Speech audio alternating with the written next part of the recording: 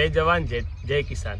આજે 19 તારીખ છે અને અમે પાદરા મુકામે આવેલા છીએ વિક્રમભાઈના ખેતરે અને અમને કેરોલા એમનું ખેતર ભાડે લઈ અને અમારું પીકે 48 તરબૂચ વાવ્યું છે।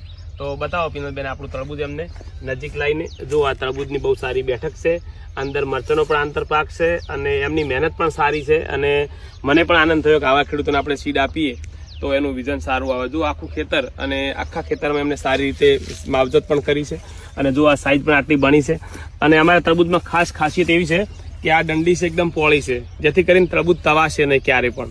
તો વિક્રમભાઈનો પણ આભાર માનું છું। વિક્રમભાઈ કેવું લાગ્યું મારું સીડ તમને? બહુ સરસ, બહુ સરસ છે, સરસ છે ને? અને તમે પણ જંગલમાં મંગલ કરજો। પિનલબેન બાજુમાં રાયડું છે, બતાવો, બાજુમાં રાયડું છે, આ બાજુ પણ રાયડું છે, આખા વિસ્તાર એમને ધાન્ય પાકો વાવે છે। વચ્ચે એમને એક જંગલમાં મંગલ કરી અને એક બગીચો બનાવ્યો છે। તો ભગવાનને પ્રાર્થના કરું ખૂબ સારા ભાવ મળે, ખૂબ સારું ઉત્પાદન મળે।